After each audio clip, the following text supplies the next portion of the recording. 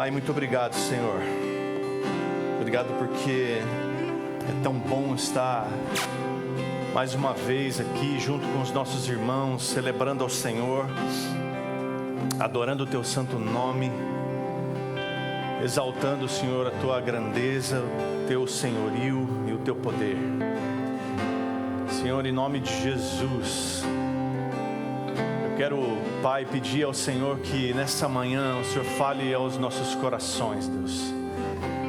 Que a Tua palavra seja a boa semente lançada e que o nosso coração seja o solo fértil para que essa semente encontre lugar. Que ela germine, que ela cresça e dê fruto. Frutos que glorifiquem o Senhor. Pai, nós te pedimos em nome de Jesus, toma cativa a nossa mente e o nosso coração nessa manhã, para que a Tua palavra seja compreendida, seja assimilada, seja absorvida e se torne prática na nossa vida. Deus, em nome de Jesus, Senhor, que Teu Espírito Santo passeie aqui nesse lugar, encontre aqui verdadeiros adoradores. Encontre aqui discípulos e discípulas do Senhor, dispostos a Te seguir, a Te obedecer. Nos dá, Senhor, em nome de Jesus, um coração inclinado a Te obedecer, ouvidos atentos à Tua voz, olhos que percebam, Deus, o Teu caminho. Pai, em nome de Jesus, em nome de Jesus, nós não queremos ser pessoas que só ouvem da Tua palavra, que se dizem cristãos, mas vivem como qualquer outra pessoa. Nós queremos ser verdadeiros discípulos do Senhor, que ouvem a Tua voz, reconhecem que ela vem do Senhor e as pratica. Porque a Tua palavra diz que aquele que ouve a Tua voz e coloca em prática é como aquele homem sábio que edifica sua casa sobre a rocha. Porque quando vem as tempestades, quando vem as intemperanças da nossa vida, essa casa permanece de pé. Deus, queremos ser essas pessoas. Queremos ser essas pessoas, Deus. Trabalhe em nós hoje, Deus. Em nome de Jesus, Pai. Trabalhe em nós, Senhor. Trabalhe em nós, Deus, para que nós sejamos melhores homens, melhores mulheres aqui, Senhor. Melhores maridos, melhores esposas, melhores filhos, melhores pais. Em nome de Jesus, Senhor. Nós não nos conformamos em continuar da mesma maneira com que entramos aqui, Senhor. Queremos ser mudados. Transforma-nos, Deus, porque é a Tua palavra que transforma. Então transforma-nos, Deus, nessa manhã. Em nome de Jesus. Em nome de Jesus. Amém, Senhor. Amém. Você pode sentar, queridos. Já quero que você, por favor, abra sua Bíblia em Tiago, capítulo 3.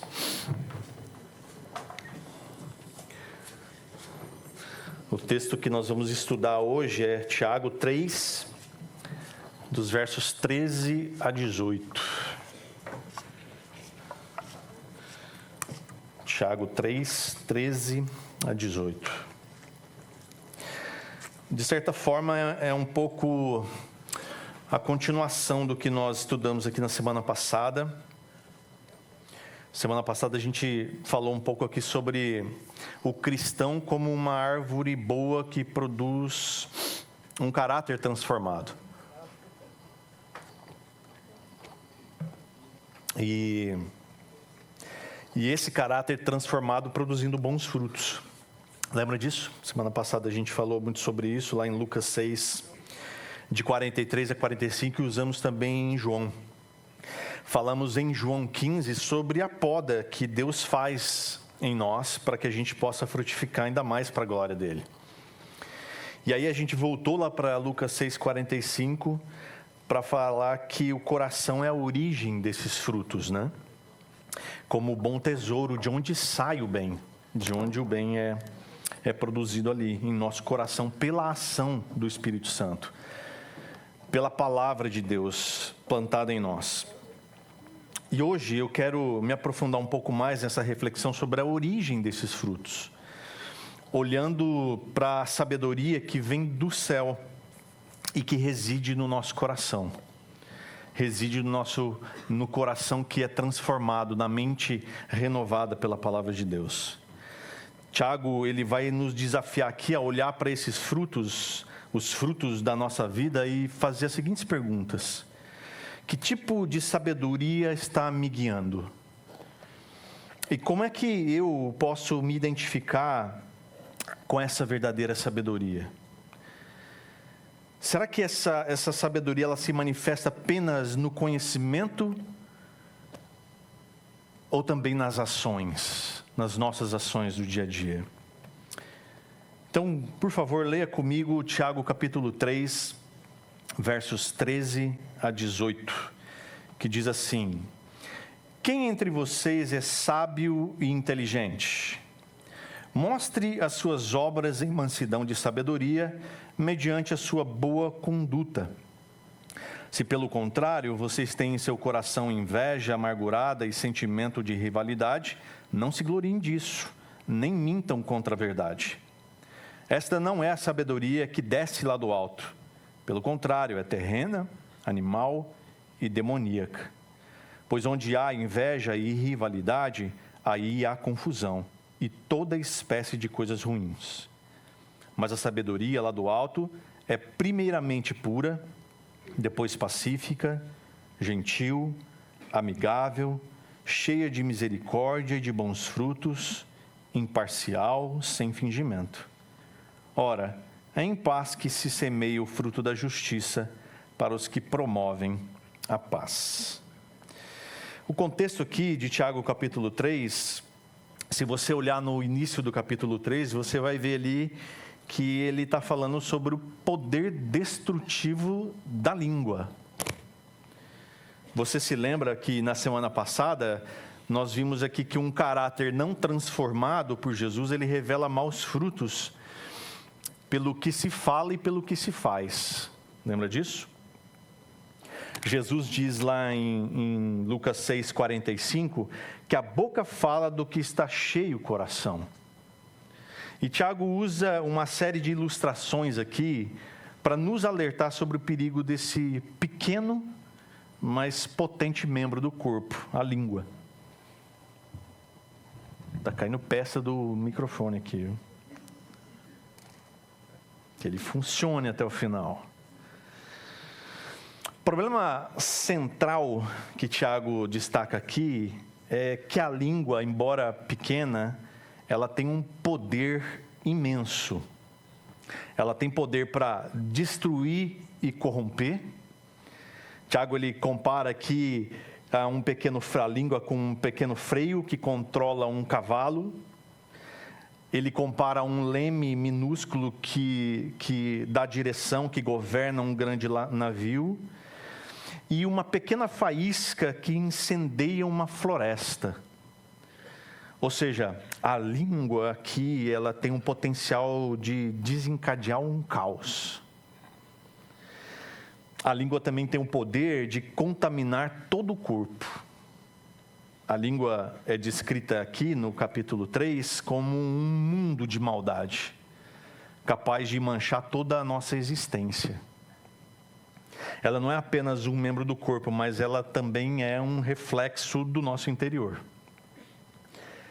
A língua, ela produz frutos amargos.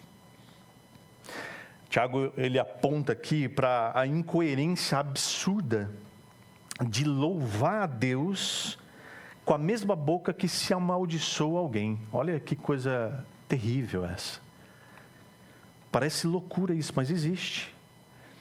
Tem gente que tem a capacidade de louvar a Deus no domingo, mas amaldiçoar alguém na hora do almoço. Daqui a pouco. Essa dualidade, essa coisa, ela revela a hipocrisia e a falta de integridade dessa pessoa. A língua também tem o poder de ser indomável. Tiago, ele afirma aqui que embora o homem ele possa domar feras, ninguém consegue domar a própria língua. Isso vai ressaltando aqui a dificuldade que é inerente em controlar esse membro e a necessidade da ajuda de Deus para isso. Em resumo, Tiago 3, de 1 a 12, ele nos confronta com o fato de que a língua é uma força poderosa e frequentemente incontrolável, capaz de causar grandes danos, mas também é capaz de revelar a fragilidade do nosso caráter. O problema não é apenas o que a gente diz, mas o que as nossas palavras revelam sobre o nosso coração. E a nossa verdadeira sabedoria, porque a boca fala do que está cheio o coração. Nos versos que a gente vai trabalhar hoje, que a gente acabou de ler, de 13 a 18, Tiago continua tratando aqui da maturidade espiritual e conduta do crente. Você deve ter percebido, a gente vem falando aqui já há um bom tempo sobre maturidade espiritual, sobre crescimento espiritual, sobre conduta do crente, que precisa ser coerente com aquilo que a gente fala, com aquilo que a gente diz a respeito de nós quando a gente fala que somos crentes. A nossa conduta precisa ser coerente com isso. A nossa conduta precisa ser coerente com o nosso comportamento aos domingos de manhã. A nossa conduta no dia a dia. A nossa conduta no trabalho, a nossa conduta na escola, a nossa conduta com a família, a nossa conduta no dia a dia, com as coisas corriqueiras da vida. Então, em primeiro lugar que a gente vai aprender aqui, dos versos 13 a 16, é sobre essa sabedoria terrena e os frutos de rivalidade e desordem que essa sabedoria traz para nós. Aqui, Tiago nos desafia a olhar para a verdadeira fonte de sabedoria do crente, porque ela se manifesta nas nossas ações e claramente no que a gente fala. Nesses versos, ele nos adverte sobre uma sabedoria falsa, que não vem de Deus. E essa sabedoria falsa só gera divisão e só gera problema. E, consequentemente, frutos que são amargos. Ele começa dizendo assim: quem entre vocês é sábio e inteligente? A sabedoria para Tiago aqui, ela não é meramente intelectual, ela é comportamental. Tiago não está falando aqui de quem conhece mais. Tiago está falando aqui de pessoas que conhecem e colocam em prática aquilo que conhecem.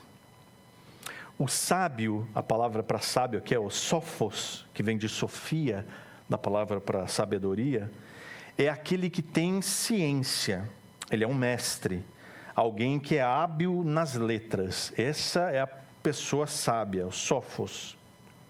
Já o inteligente, o epistemon, que é a outra palavra para inteligência traduzida aqui, mas também é uma palavra traduzida para prática, é aquele que tem experiência, é quem tem conhecimento prático.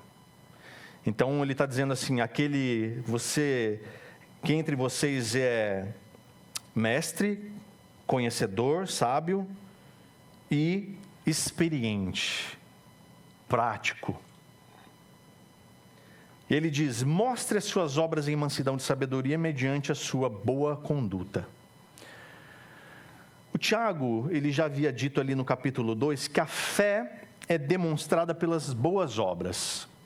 Então ele está pressupondo aqui que aquele que tem fé pratica boas obras.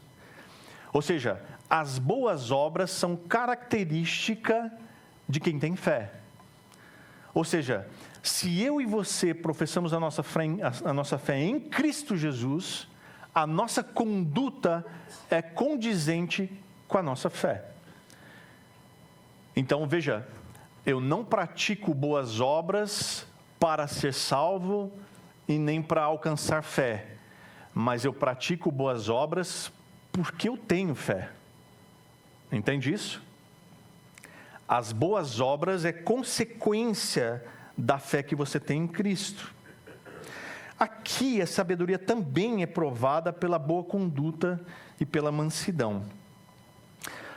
A mansidão para o grego era um sinal de fraqueza. Ser manso não era um bom sinal para a cultura grega daquela época. Mas Jesus eleva essa mansidão a uma virtude que é fundamental para o crente.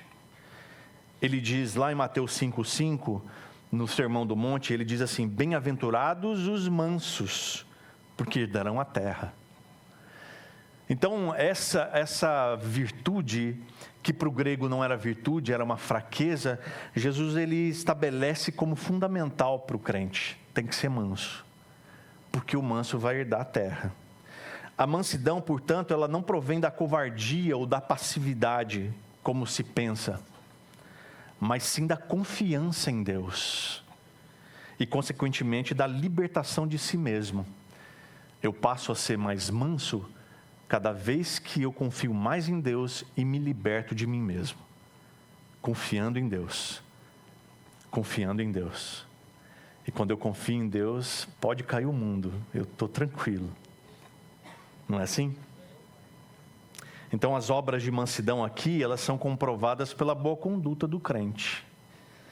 Se o crente tem conhecimento sobre o que ele deve fazer, ou sobre o que ele deve dizer enquanto crente, logo a sua conduta, não só no domingo, deverá ser boa, todos os dias, em todos os instantes da sua vida.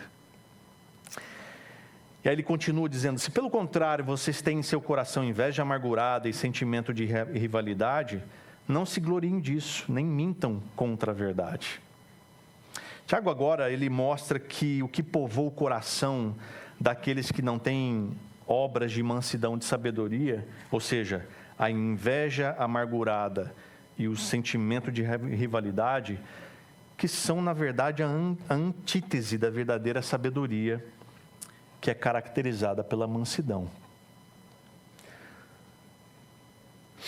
São muito diferentes aqui do caráter justo de um Deus zeloso. A inveja amargurada é uma característica contrária a esse Deus. Porque, olha só, Deus só quer aquilo que lhe pertence. Ou seja, honra e devoção do seu povo. Isso é dele. E ele quer isso, que já é dele. Já alguém que tem inveja, ele deseja aquilo que não lhe pertence. Então perceba que esse tipo de sentimento de inveja gera amargura e é contrária à essência e o caráter de Deus. E o sentimento de rivalidade ou contenda, como está em outras versões, é a disposição, e essa disposição é voluntariosa, de causar divisão. Ele gosta de causar divisão. Ele gosta da discórdia. Porque assim ele obtém poder, ele obtém prestígio pessoal. A palavra para sentimento de rivalidade aqui, no original, é eritheia, que, olha só, é a mesma palavra para propaganda eleitoral. Olha que coisa curiosa, né? Eritheia, ou seja, sentimento de rivalidade, propaganda eleitoral. Faz sentido, né? É um espírito partidário, é um espírito faccioso, é o nós contra eles. Já ouviu isso? Tiago, ele diz aqui que nós não devemos nos gloriar disso. Parece loucura, meus irmãos, mas tem quem se glorie dessas coisas. Tem quem goste disso. Já viu alguém se orgulhar dos seus próprios pecados? Eu já vi. Porque a cegueira espiritual, irmãos, leva a pessoa a isso. Porque ela está cega. Ela não consegue enxergar diante do seu nariz a ação de Deus. Tiago também diz aqui que nós não devemos mentir contra a verdade ou negar a verdade. Aquele que nega a verdade, ele pode até professar a fé, ele pode até dizer, eu creio em Jesus, eu amo a Deus, afinal de contas eu vou ao culto todos os domingos, mas as suas ações não correspondem com a verdade de Deus. Veja que isso é característica do religioso, daquele que ele fala de Deus, ele professa algum tipo de fé, mas vive como se Deus não existisse. As suas ações no dia a dia não tem nada a ver com Deus, ele não envolve Deus em nada na sua vida, ele só vive. E se você olha para essa pessoa no seu contexto cotidiano, você não diz que ela é crente, porque ela se parece com todo mundo. Isso é negar a verdade. Isso é ir contra a verdade. Mentir contra a verdade. Porque no domingo professa uma fé, mas na segunda-feira é igual todo mundo. Você nunca viu isso, né?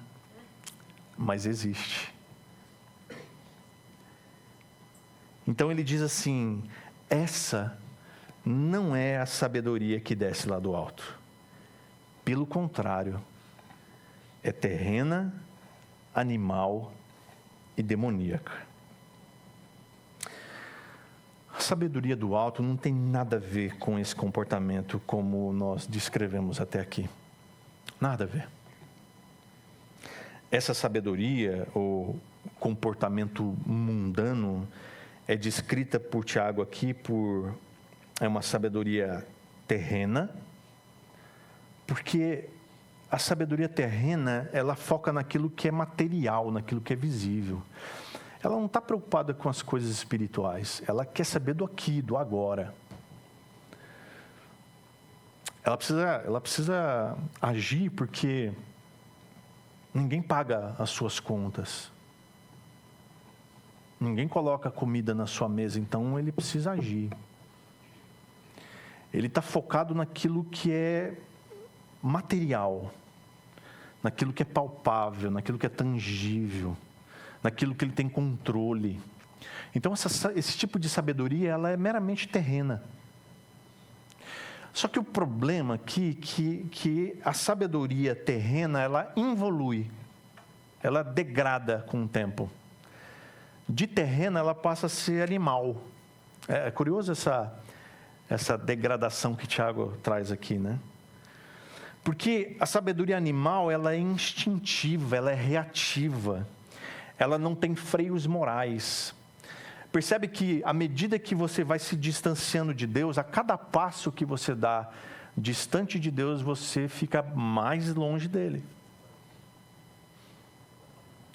Então, se você vive uma sabedoria terrena que foca naquilo que é material, naquilo que é visível, daqui a pouco, muito pouco mesmo, o tipo de sabedoria que te governa, que te instrui, que te inspira, ela se torna animal, instintiva.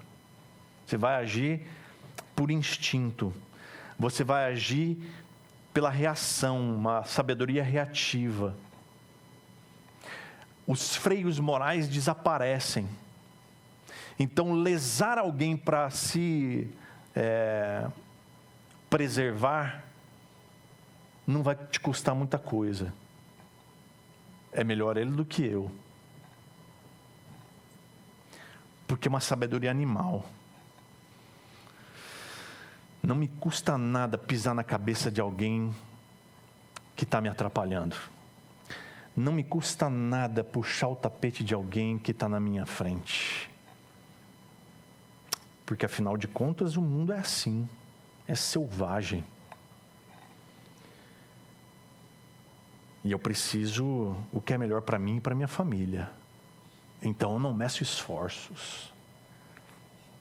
Eu vou para cima, com a faca entre os dentes. Seu tipo de sabedoria animal, mas pode piorar. A degradação chega a uma sabedoria demoníaca. Essa sabedoria ela é originada na mentira, na separação, na maldade. E aí quem governa esse coração é o diabo. E aí o inferno é o limite. Aí a coisa fica feia. Perceba que esse tipo de sabedoria te leva cada vez mais para baixo. Começa terrena e vai caindo, e vai afundando, e vai degradando, e vai te tornando cada vez pior. É a experiência. A experiência faz toda a diferença. Tanto na sabedoria do alto, quanto na sabedoria terrena. Ele diz assim: pois onde há inveja e rivalidade, aí há confusão e toda espécie de coisas ruins. O resultado desse conflito dirigido por Satanás só pode dar em confusão. Não tem outro resultado. E da confusão, mais tudo de ruim que vem junto. Confusão conota um frenesi de contenda aqui. Imagina aquela confusão generalizada. Está passando aí na TV esse mundial aí, né? Que eu perdi totalmente o interesse. E aí, numa das tomadas assim da câmera, mostrou uma briga na torcida. E a briga começou com uma coisa estúpida, idiota. Como toda briga acontece, né? Basta aquela faísca, lembra do problema da língua? Aquela faísca que incendeia toda uma floresta. E aí aquela confusão ficou generalizada. Eu aposto que se você chegar em alguém que está lá batendo no outro e perguntar por que você está batendo nele, ele não vai saber por quê. Porque é isso que o diabo gosta. Confusão. Confusão. Seja qual for. Contenda, divisão, separação. É isso que ele gosta. É interessante quando a gente vai aconselhar casais que estão numa crise, numa coisa, falando em se separar e tal, e aí você vai aprofundar na causa. A causa normalmente é falta de comunicação. Não conseguem se fazer entendido. Aliás, nós terminamos aqui um discipulado de casais. Vamos ter o retiro agora em julho. Foi muito bom. E logo a gente abre inscrições para o próximo. Foi muito legal. E a gente fala muito sobre comunicação aqui. Muito. Porque, pasmem você, é a principal causa de divórcio no mundo. Comunicação. Comunicação falha. Porque é isso que o diabo gosta. Confusão. Confusão. Confusão aqui, ela gera essa bagunça. 1 Coríntios 3:3 diz assim: porque se há ciúmes e brigas entre vocês, será que isso não mostra que são carnais e andam segundo os padrões humanos? Olha o que Paulo fala aqui para os coríntios. Se está havendo ciúmes e brigas, será que porque vocês não são carnais e estão seguindo os costumes, os padrões do mundo, os padrões humanos?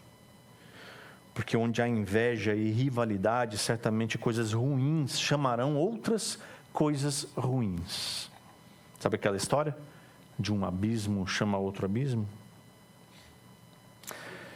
Imagine uma equipe de trabalho, uma equipe trabalhando juntos, seja numa empresa, seja numa família, seja na igreja, onde nessa equipe de trabalho a competição, e essa competição sendo ela desleal, e a busca pelo reconhecimento individual superam a colaboração.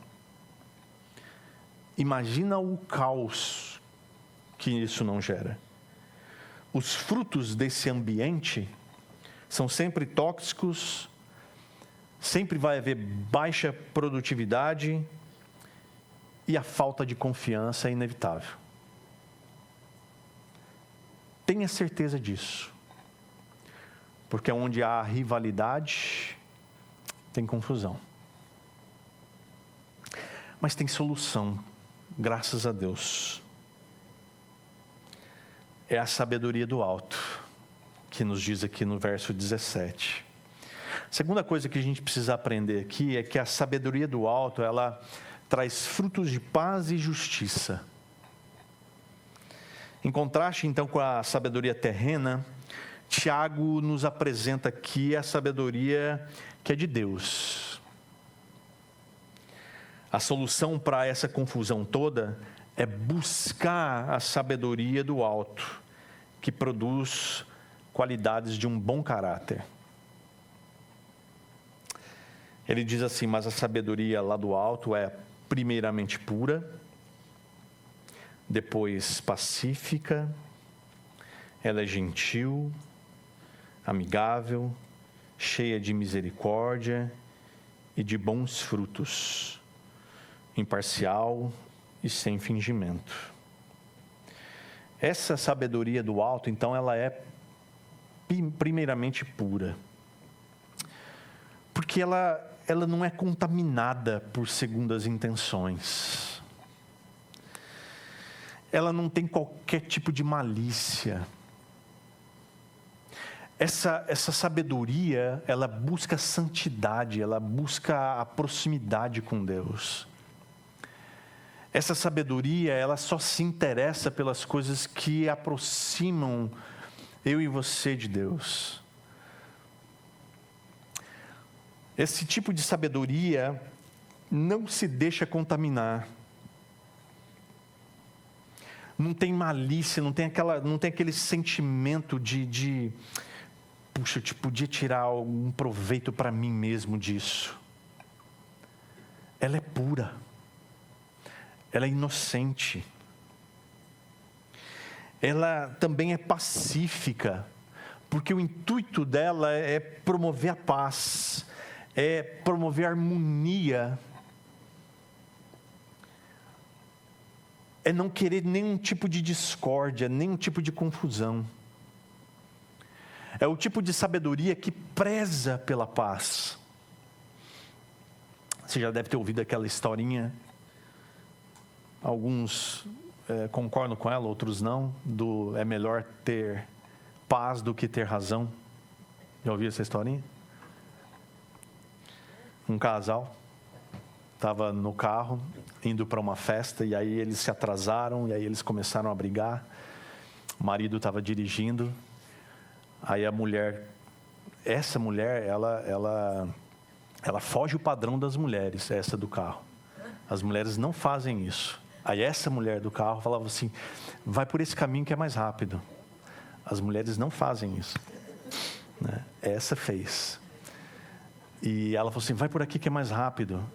E aí ele passou direto pelo caminho que ela indicou. Aí ela falou assim: vai por aqui que é mais rápido, na segunda entrada. E ele passou reto.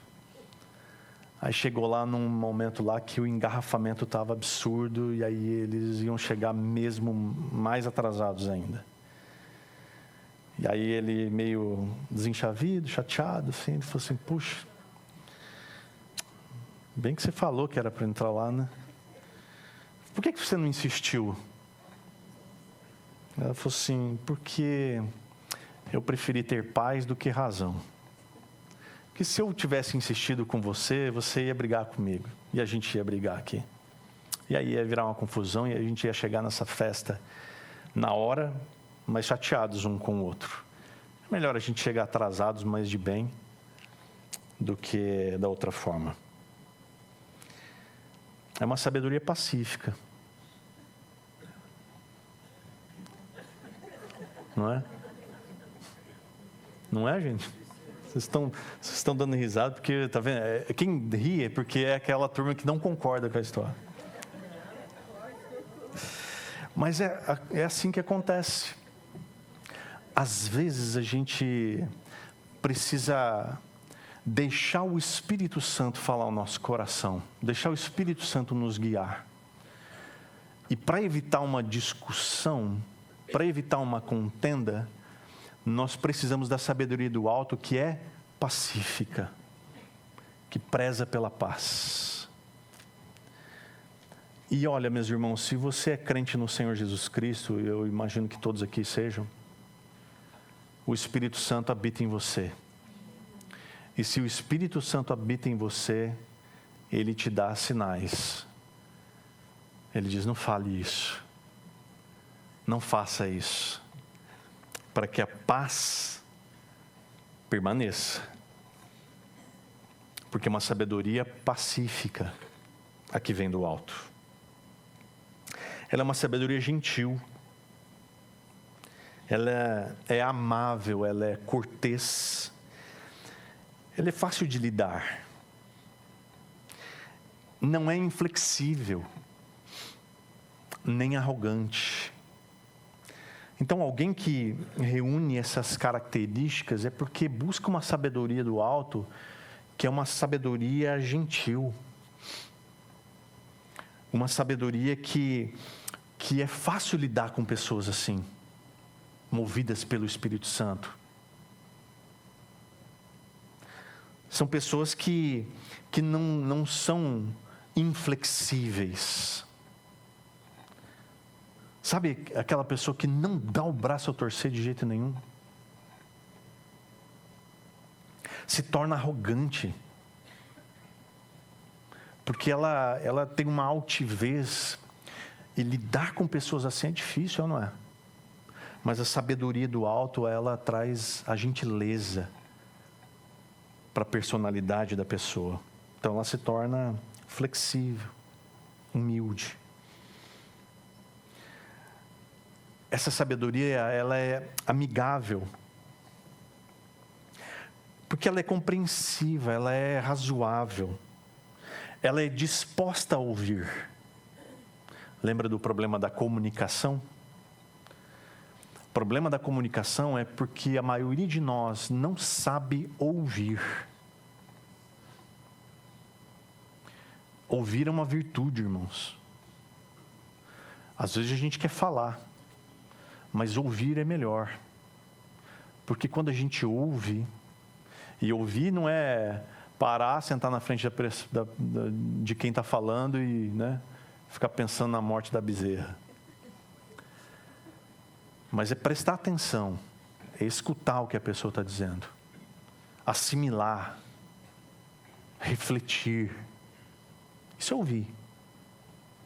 A gente tem dificuldade para ouvir, muita facilidade para falar, mas dificuldade para ouvir. E a sabedoria que vem do alto, ela é amigável e sabe ouvir. Ela é disposta para ouvir. Ela é disposta a ceder. Ela é disposta a ser flexível quando necessário. É uma sabedoria que não te deixa teimoso.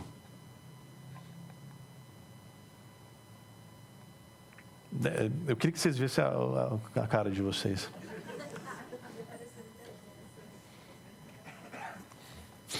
Eu queria... Vamos pensar nisso, gente. Botar uma câmera daqui para lá, assim, ó.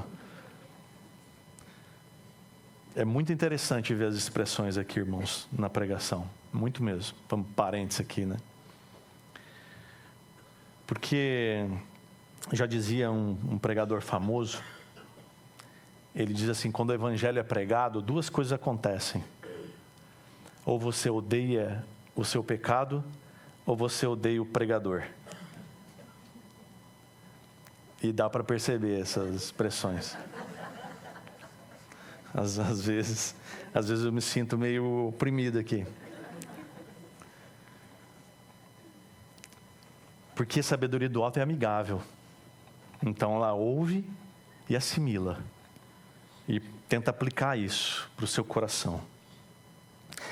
ele fala que ela também é cheia de misericórdia e de bons frutos.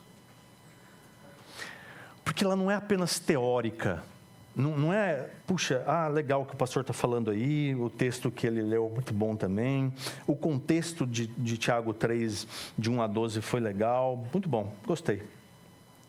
E aí você vai para casa e esquece de tudo isso. Quando essa sabedoria que é do alto, e a gente sabe aqui que ela é cheia de misericórdia e de bons frutos, aquilo que nós ouvimos, assimilamos e tentamos colocar em prática, ela gera frutos. Sem dúvida nenhuma, ela gera frutos. Porque ela deixa de ser só teórica e se torna prática na nossa vida. Porque ela age com compaixão e ela produz em nós evidências claras de uma vida transformada por Cristo. Por isso, irmãos, que é maravilhoso ver a conversão de alguém que não era cristão, não era crente, e ele se torna um cristão, e você vê a evolução dessa pessoa. Você vê que eu me lembro de um rapaz uma vez, que ele vinha à igreja, e quando ele saía da igreja, na porta da igreja ele acendia um cigarro. Ele vinha na igreja com um maço de cigarro no bolso. E eu estava discipulando esse rapaz. Aí o pastor da igreja chegou para mim e falou assim: Rogério, só pede para ele fumar do outro lado da rua então, né? Fumar na porta. Eu falei, pode deixar, isso eu posso pedir, sim. E à medida que aquele rapaz foi sendo alcançado pelo Evangelho, o Evangelho sendo causando transformação nele, eu nunca pedi para ele. Ele falou, para de fumar, cara. Ele falava muito palavrão. Cada 10 palavras que ele falava, 5 era palavrão. Nunca disse para ele, para de falar isso aí. Nunca. Eu fui percebendo que o palavrão foi sumindo do vocabulário dele. Eu já não via mais ele fumar. E um dia, ele chegou para mim e falou assim, Rogério, faz 3 meses que eu não fumo. Eu falei, sério, cara? Eu falei, como é que foi isso? Você decidiu? Eu entendi que não tem muito a ver com essa vida nova que eu estou vivendo. E ele falou assim, cara, outra coisa, eu morro de vergonha de falar palavrão na sua frente. Eu falei, por que na minha frente, né? Ele falou, não sei, cara, eu fico constrangido. A ação de Deus é assim, irmãos. Quando a sabedoria é do alto, ela é cheia de misericórdia e de bons frutos. Os bons frutos são o resultado natural da presença dessa sabedoria na vida do crente. A mudança de atitude, a transformação do caráter. É maravilhoso ver isso na vida de alguém. E é maravilhoso quando alguém vê isso em nós e diz para nós assim, puxa, como você melhorou nisso. Como você melhorou nessa questão. Porque aqui entre nós, irmãos, dos crentes mais jovens aí aos mais velhos, todos nós temos coisas em que a sabedoria de Deus continua trabalhando em nós com misericórdia e produzindo frutos de transformação. Todos nós temos coisas que precisam ser melhoradas, trabalhadas em nós, é ou não é? Ele diz aqui que essa sabedoria, ela é imparcial. Ela não age com favoritismos. Ela trata todo mundo de igual forma. Sem preconceitos, sem distinções. Todo mundo é igual. Todos pertencemos a uma mesma família. Todos. Sem distinção de raça, de posição social, somos todos um só. Porque essa sabedoria que vem do alto, ela é imparcial. E ela é sem fingimento. Ela é sincera, ela é genuína. ela é autêntica, ela não usa máscaras. Eu lembro de Paulo falando da fé de Timóteo, lá em 2 Timóteo 1,5, quando ele fala: lembro da sua fé sem fingimento, a mesma que primeiramente habitou em sua avó Loide e em sua mãe Eunice. E aí Paulo diz assim: estou certo que habita em você também. Alguém pode dizer isso de você com a mesma convicção? Alguém pode dizer assim: puxa, me admira a sua fé sem fingimento.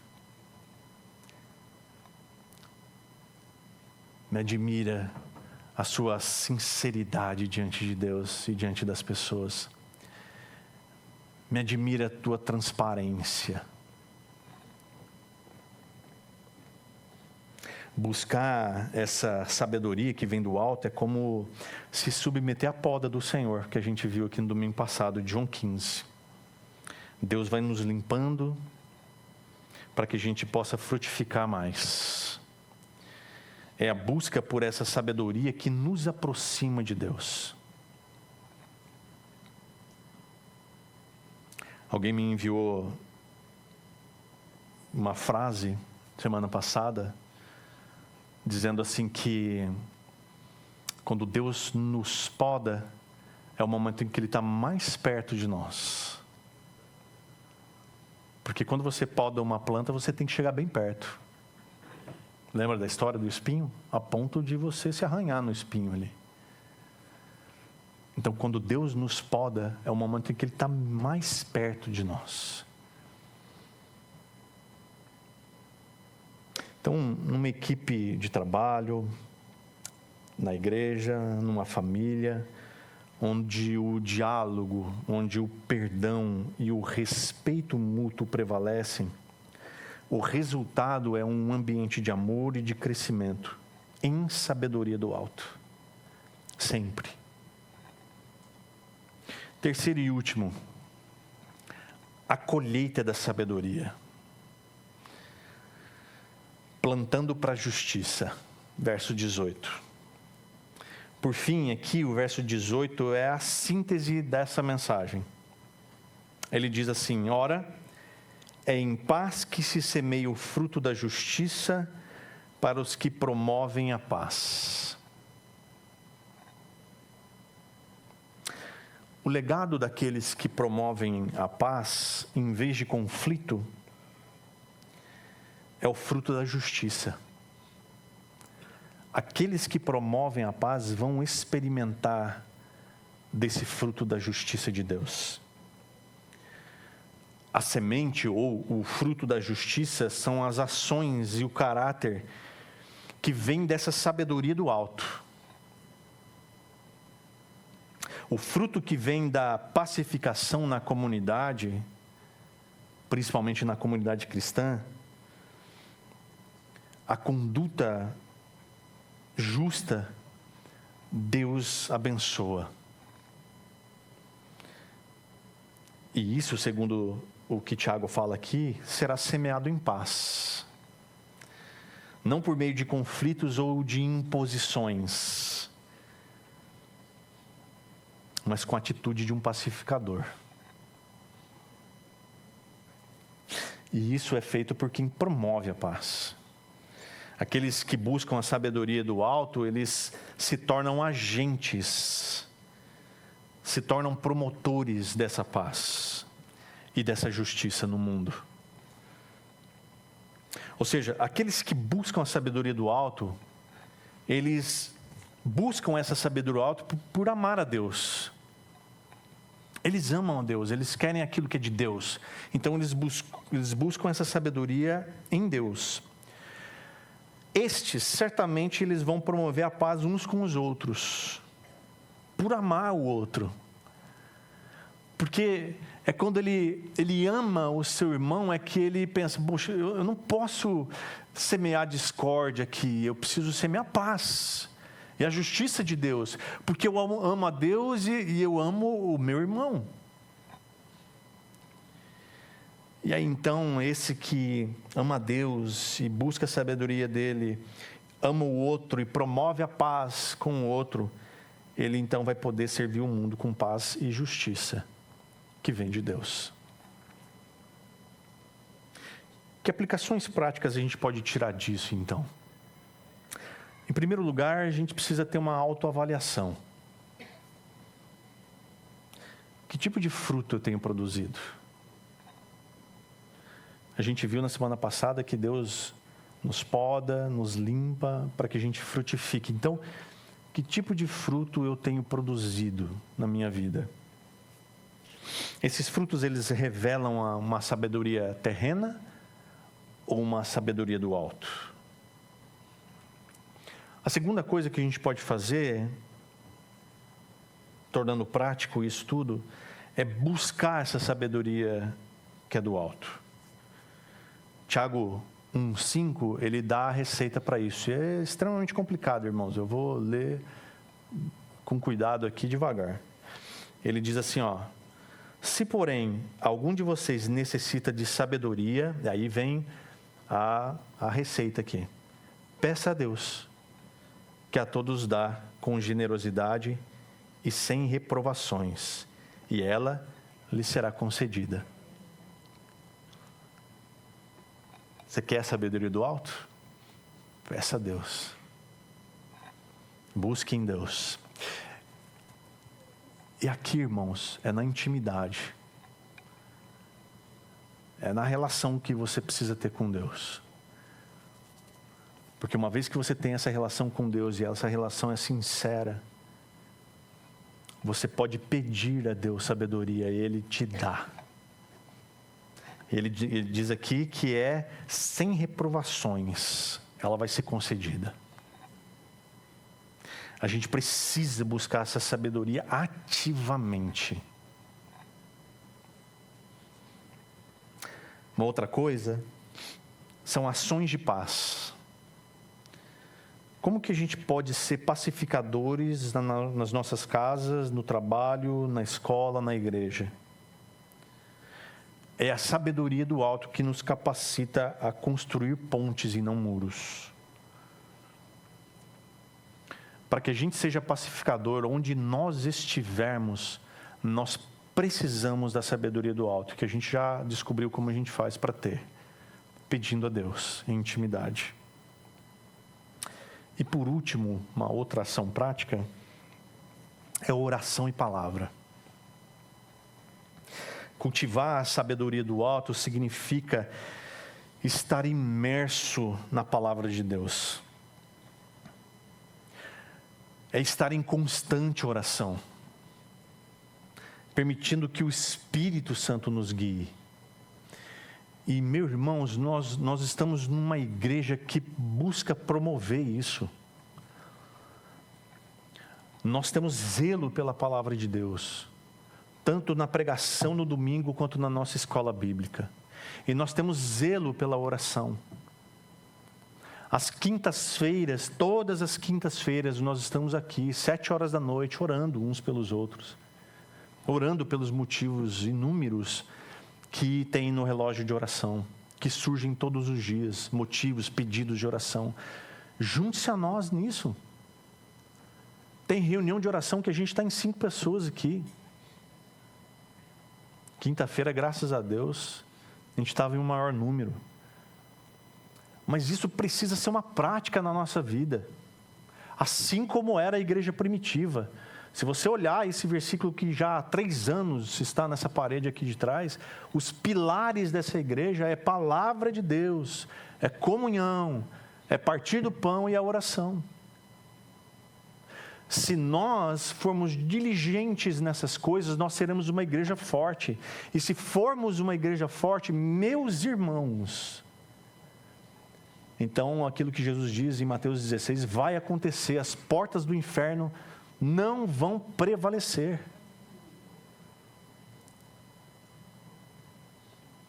Se a gente tem um propósito aqui, que é de servir esse mundo que está ao nosso redor aqui, esse lugar que nós chamamos não, que tem um nome, está escrito ali, cidade universitária, onde há 2.000 apartamentos de universitários ao nosso redor.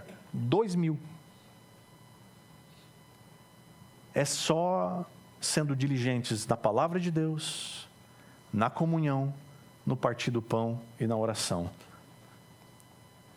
Eu quero te ver aqui no domingo, eu quero te ver aqui na quinta. Ah, mas quinta-feira é cedo demais, não dá tempo. Chega atrasado, irmão. Mas vem. Oração e palavra. Isso precisa estar bem claro para mim e para você. Se eu e você desejamos frutos que glorificam o Senhor, nós temos que ser diligentes nisso. Então, irmãos, hoje a gente viu que a qualidade dos nossos frutos, né? Ou seja, as nossas atitudes, as nossas palavras e ações, é um espelho da sabedoria que habita em nós. Pode ser terrena ou pode ser do alto. A sabedoria terrena, ela gera rivalidade e confusão. E a sabedoria do alto, ela produz paz e justiça. Qual semente você tem plantado na sua vida e nas vidas ao seu redor? A semente da sabedoria terrena, que vai trazer uma colheita de confusão, ou a semente da justiça, que é plantada em paz, que gera frutos eternos para a glória de Deus? Qual dessas sementes? Que nós hoje possamos decidir, e decidir de uma vez por todas, irmãos, buscar ardentemente a sabedoria que vem do alto, permitindo que ela modele o nosso caráter, que ela transforme os nossos frutos, e que a gente seja de verdade árvores que produzem frutos de paz e de justiça, para que o mundo possa ver a glória de Deus em nós. Amém? Se você está aqui nessa manhã e deseja que Deus trabalhe em seu coração, e que você hoje, nessa manhã, deseja tomar um passo em direção àquilo que Deus quer fazer em você, e Ele quer, eu queria que você ficasse de pé.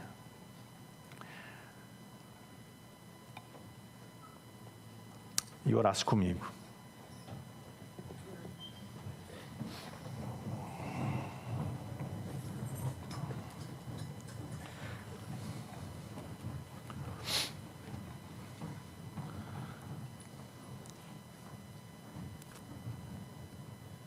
Queria que você fechasse os teus olhos, abaixasse sua cabeça e não ligasse para quem está do seu lado. E tivesse um tempo em silêncio, falando com Deus. Que área na sua vida você precisa da ação dEle? O que é que você precisa que Deus opere agora na sua vida? Que Ele transforme na sua vida agora, nesse instante. Fale isso com Ele.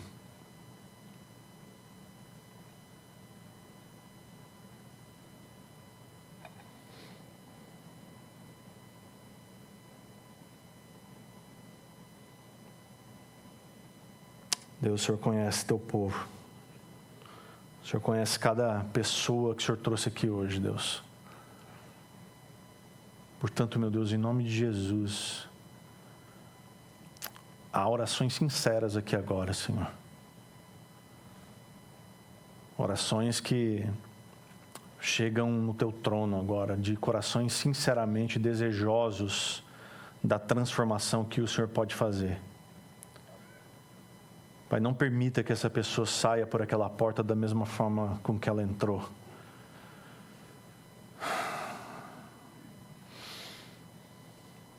Vem, Deus, em nome de Jesus, vem, Espírito Santo. Trabalhe em nós, Senhor.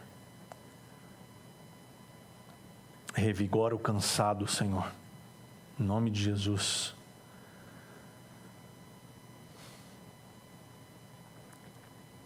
Reconcilia aquele que estava distante, Deus, em nome de Jesus.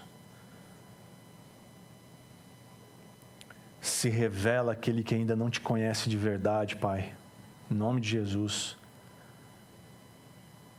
Tua palavra diz que não é nem carne nem sangue que revelam que Cristo é o Filho do Deus vivo, mas o Deus que está no céu. Então, Pai, em nome de Jesus, se revela a esse coração que ainda não te conhece plenamente. Traz convicção de que Tu és o Rei dos Reis. Traz a convicção de que o Senhor é Senhor da vida dela e Salvador, único Salvador. E que essa pessoa possa agora, Deus, confessar isso, que Jesus Cristo é o Salvador, que Jesus Cristo é o Senhor e que Deus o ressuscitou dos mortos. Em nome de Jesus. Aquele coração que estava adormecido, Senhor, que estava desesperançado, renova, Senhor, em nome de Jesus, reaviva, Pai, em nome de Jesus, que essa pessoa saia daqui desejoso de servir ao Senhor, de servir a igreja do Senhor, de congregar de verdade, Senhor. Pai, desperta, Deus, em nome de Jesus, aquele que está dormindo, desperta em nome de Jesus, Pai. Pai, aquele que fica só ensaiando, Deus, para tomada de decisões, para tomar uma atitude, que em nome de Jesus hoje ele saia daqui encorajado a buscar a sabedoria do alto, e essa sabedoria encorajá-lo a cada dia, Deus, a ser um crente de verdade. Pai, nós te clamamos, Deus, nessa manhã, que a Tua palavra, Senhor, a Tua palavra cause transformação. É em nome de Jesus que nós oramos, Deus. E somos gratos a Ti, Pai. Gratos a Ti pela Tua palavra. Gratos a Ti, Senhor, pela nossa comunidade. Gratos a Ti pelos irmãos que o Senhor tem nos dado. Obrigado, Deus. Em nome de Jesus. Que o Deus de amor, o nosso Pai, a graça do Filho, Salvador Jesus Cristo, e a comunhão do Espírito Santo, o nosso Consolador, esteja sempre conosco, em nome de Jesus. Amém.